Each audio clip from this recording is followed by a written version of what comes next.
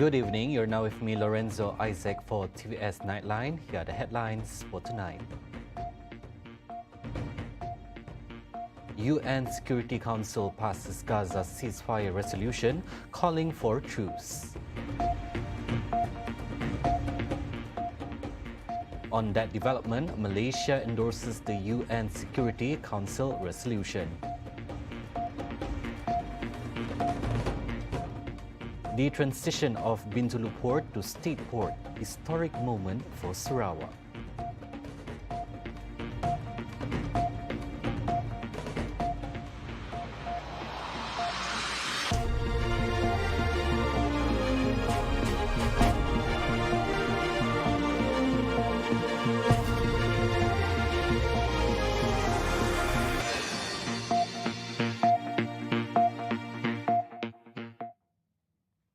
After more than 5 months of war, the United Nations Security Council, for the first time on Monday, passed a resolution calling for an immediate ceasefire in Gaza.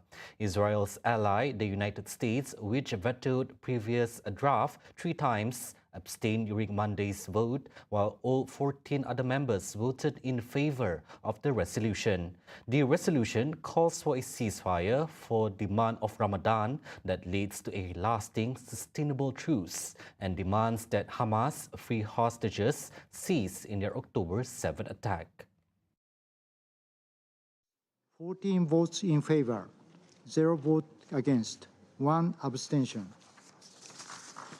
The draft resolution has been adopted as Resolution 2728, 2024.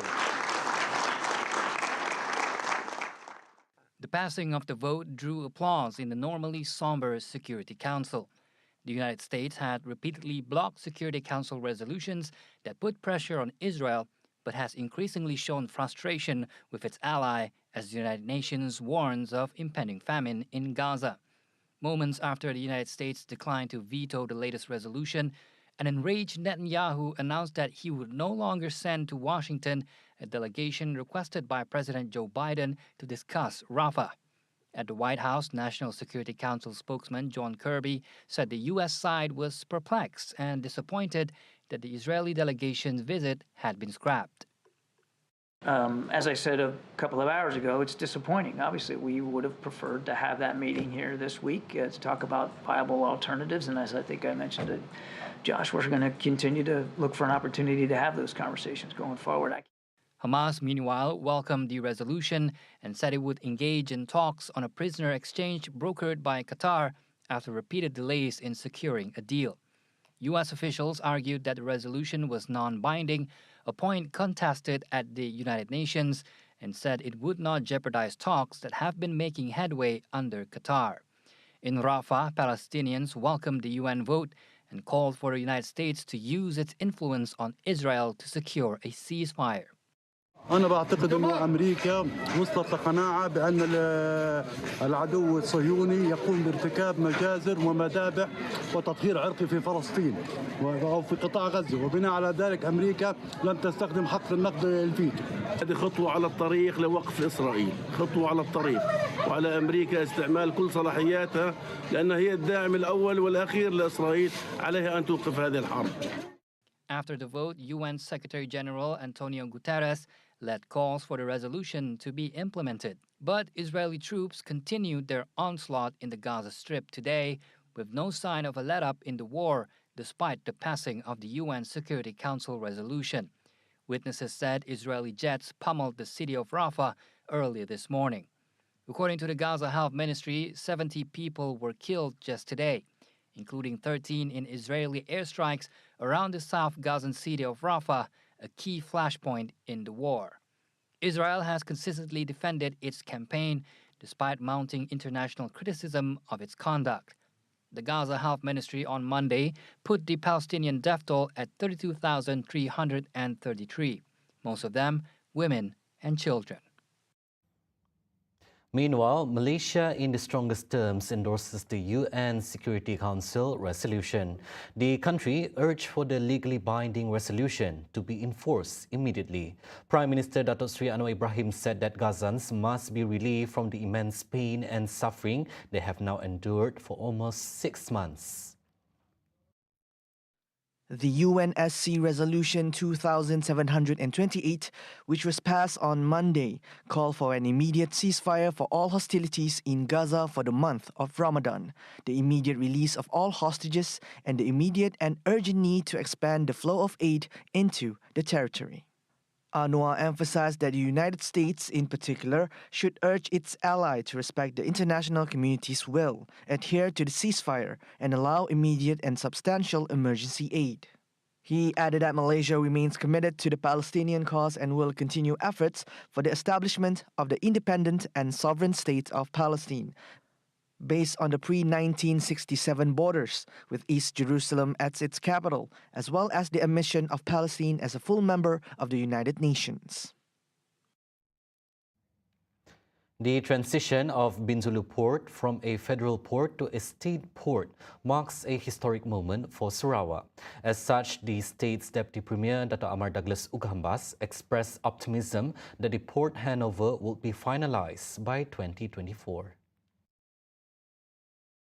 On March 22nd, Transport Minister Anthony Loke signed the agreement to change Bintulu's port status from a federal port to a state port, alongside Deputy Premier Dato' Amar Douglas Ugambas, who is also the Minister of Infrastructure and Port Development for Sarawak. The ceremony was witnessed by the Prime Minister Dato' Seri Anwar Ibrahim and the Sarawak Premier Dato' Patinggi Tan Sri Abang Johari Tun Openg. According to Uga, Abang Johari aims to restructure the management of the existing state port authority and unify it into a single port entity. He reiterated that this is to ensure that port's operation in Sarawak meets global standards.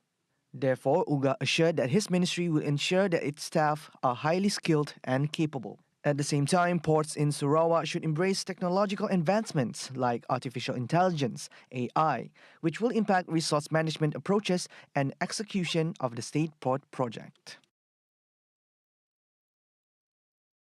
The upcoming Oya Festival in Muka will be graced by the presence of the Governor of Sarawak, Tun Pehin Sri Dr. Wan Junaidi Wan Tuanku Jaafar, accompanied by his wife, Toh Puan Fauziah Muhammad Sanusi.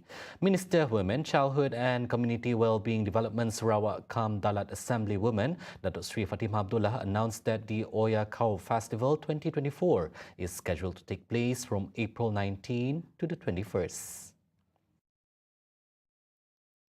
Jadi ada satu bot, kemudian ada bot istimewa khas dan disertai oleh bot-bot nelayan yang lain. Jadi bersusun-susun di belakang bot, ya, sebab itu peraturannya tak boleh mendahului bot yang membawa serahang. Jadi ini satu pemandangan yang menarik nanti, and it's very exciting, ya.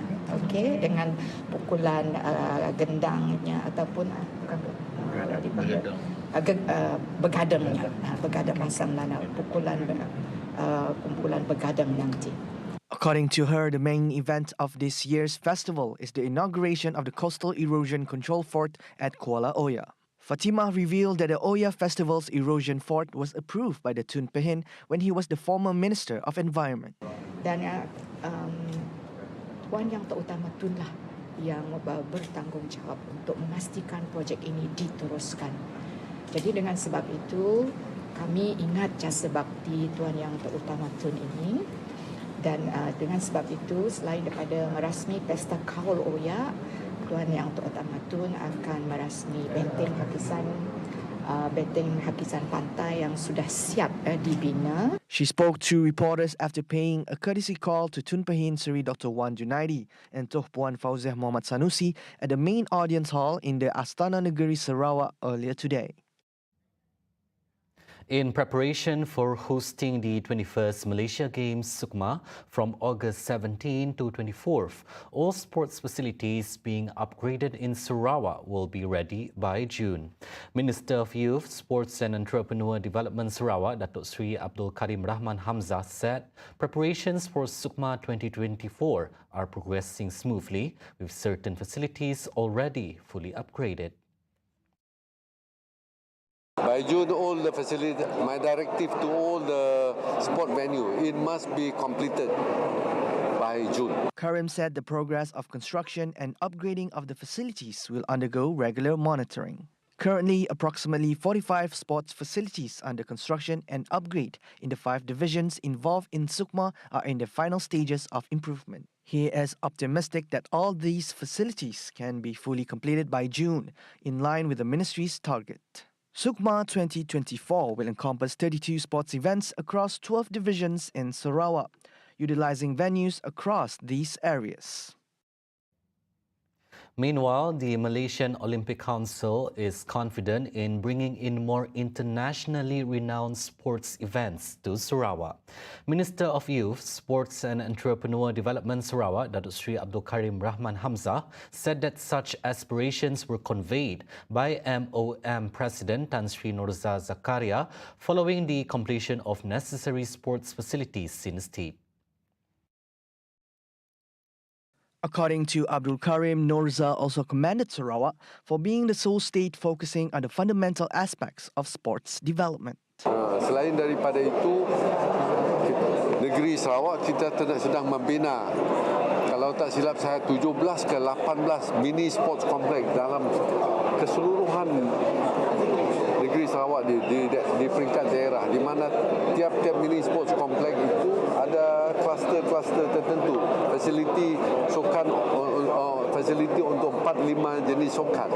Ini menunjukkan bahawa selain daripada membangun negeri, meningkatkan ekonomi, kita juga memastikan bahawa tahap sukan, tahap belia kita, yang karena kita tahu apabila sukan saja ia ada bersangkut paut dengan belia. Abdul Karim is confident that Sarawak's commitment to sports development has garnered MOM's interest in hosting more sports events in the state. Moreover, he believes that MOM's interest is further fueled by Sarawak's abundant sports facilities that are capable of accommodating diverse sports, including conventional and extreme ones. Moreover, he highlighted Sarawak's readiness to host the Malaysia Games Sukma 2024, which has intrigued MOM, especially as other states have declined the opportunity. The rapid progress and development underway in Sarawak have garnered international attention for the state. According to Datu Baklan Bangit, the Deputy State Secretary to the Sarawak Government Administration, besides the significant developmental strides, Sarawak's effective management and administrative practices have also garnered global attention. These practices include strategies to tackle issues concerning foreign labor, forestry management, and the state's engagement with indigenous communities. Whatever is happening in Sarawak, all over the world is looking at it. Okay? For example,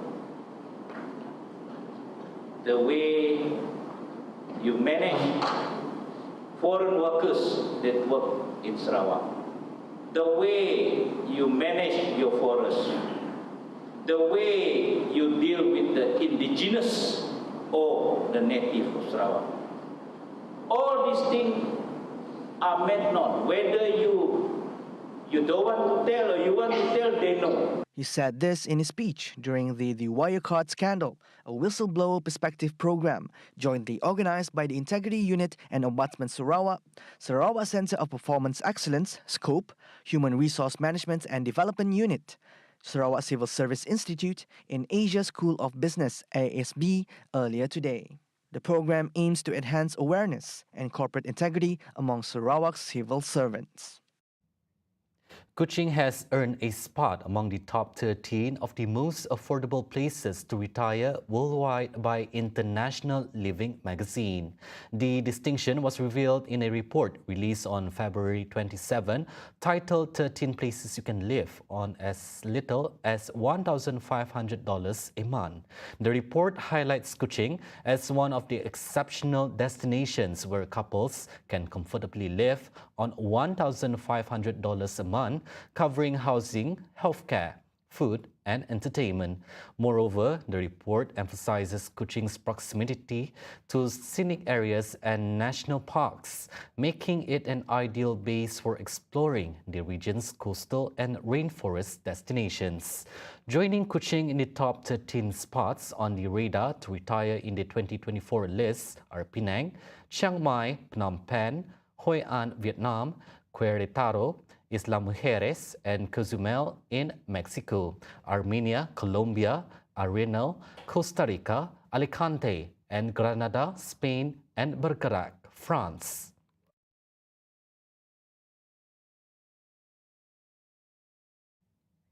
Coming up right after the break, Ramadan Bazar price hikes due to high rental costs, and 5 wounded by Ukrainian shelling on Russian border region, right here on TVS Nightline. Stay tuned.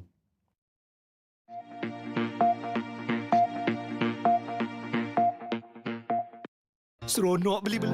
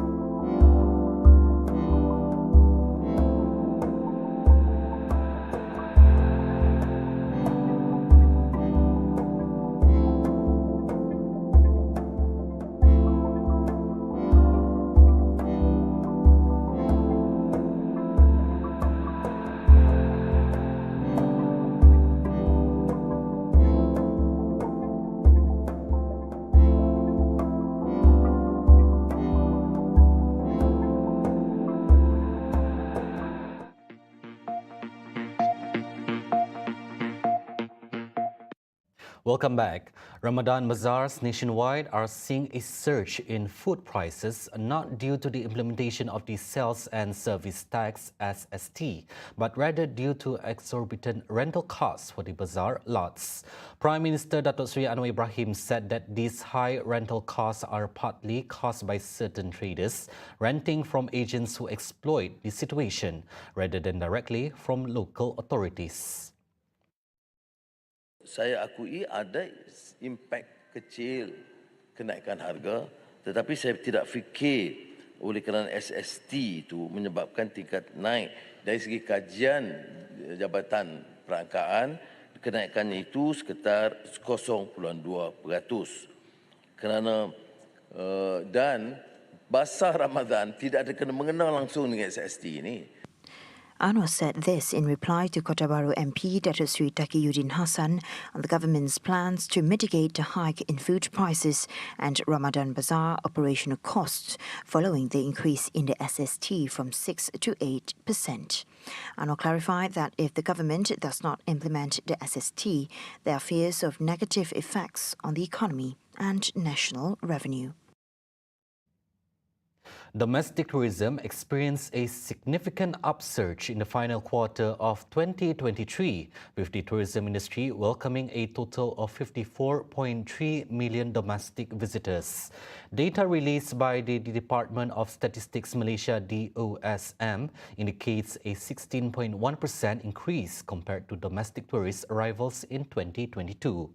Moreover, quarter-on-quarter analysis reveals a 1.6% rise in domestic visitors from the third quarter of 2023. According to Chief Statistician Datuk Seri Dr. Muhammad Uzair Mahidin, Malaysia's overall domestic tourism performance in 2023 recorded 210.9 million visitors, with a total expenditure of 84.8 billion ringgit. This is a significant development, accounting to a revenue index of 32.5 compared to the one recorded in 2022.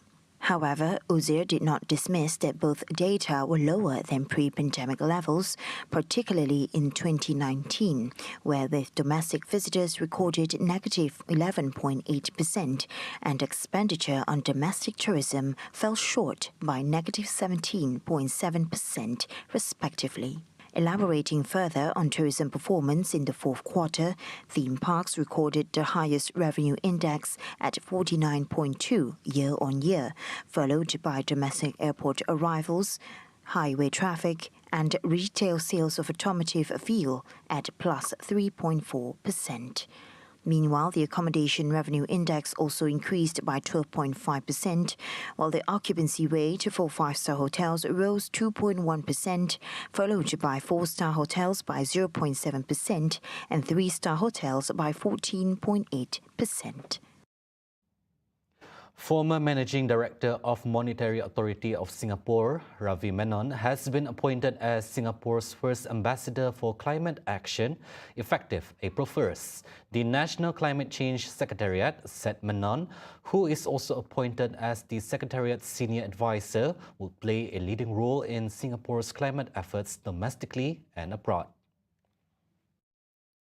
Menon will also drive public-private partnerships with local stakeholders, in particular the business community, to help them seize opportunities to succeed in a low-carbon future, as well as advise NCCS on whole-of-government climate policies and action. In his previous role in MAS, Menon helped to build a green finance ecosystem to support Singapore and Asia's transition towards a low-carbon future. He also led MAS's efforts to develop a taxonomy for transition financing, forge an international coalition to promote transition credits, and build a blended finance platform to address climate finance gaps and increase the bankability of green and transition projects in Asia. The NCCS was established in 2010 under the Prime Minister's office to develop and implement Singapore's domestic and international policies and strategies to tackle climate change.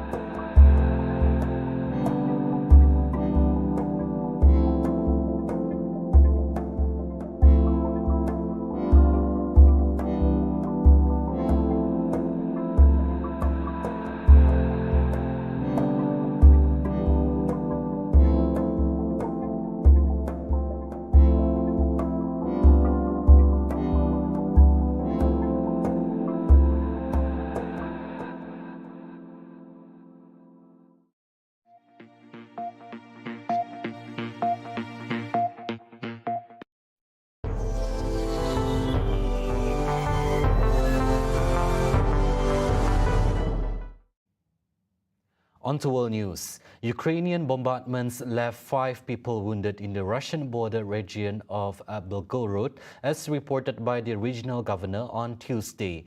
It is the latest bout in escalating cross-border attacks between Kiev and Moscow. Recent weeks have seen a sharp uptick in Ukrainian attacks on the frontier territory, as well as incursions by pro-Kiev militias, comprised of Russians who oppose the Kremlin. The governor of the Belgorod region, Vyacheslav Gladkov, wrote on social media that 5 people had been wounded in separate bombardments of 2 villages. He said air defense systems had intercepted incoming projectiles and that the wounded were being treated. Gladkov said 2 firefighters were among those injured in one of the villages and several homes were damaged. Russia has also recently stepped up large-scale bombardments in Ukraine, inflicting damage on critical infrastructure like power stations and cutting electricity supplies to tens of thousands of Ukrainians. Rescuers in boats and aircraft raced against the clock on Sunday to help isolated people in Brazil's mountainous southeast after storms and heavy rains left at least 25 people dead in 2 states. A weekend deluge pounded the states of Rio de Janeiro and Espírito Santo, where authorities describe a chaotic situation due to flooding. The death toll in Espírito Santo rose from 4 to 17 on Sunday as rescuers advanced, aided by water levels that had dropped overnight as rainfall temporarily subsided. The most affected municipality was Mimoso do Sul, a town of almost 25,000 inhabitants in the south of Espírito Santo, where flooding has killed at least 15 people. Ruined mattresses, armchairs and household appliances formed mountains of wreckage in the streets as the flood waters receded. State Governor Renato Casagrande described the situation as chaotic, though falling water levels on Sunday had allowed rescuers to make their way to previously inaccessible areas. At least 5,200 people had been evacuated from their homes. For weeks, the international community has been delivering humanitarian assistance via airdrops to Rafah, a southern city in Gaza, where 1.5 million displaced individuals are in desperate need. However, tragedy struck earlier today when 7 individuals attempting to access this aid tragically drowned in the Mediterranean Sea. The death toll from attempts to reach aid now stands at 18, highlighting the dire circumstances faced by those in need of food. Aid organizations report that only a small portion of the necessary supplies to address fundamental humanitarian needs have reached Gaza since October. Additionally, the UN has issued a warning of a potential famine in the northern region of the territory by May, unless immediate action is taken. According to UNRWA, the UN Agency for Palestinian Refugees, the amount of aid entering Gaza via land routes is significantly lower than pre-war levels, with approximately 150 vehicles per day compared to a minimum of 500 before the conflict erupted. Those were the updates on TVS Nightline. I'm Lorenzo Isaac. Thank you for watching and have a good night.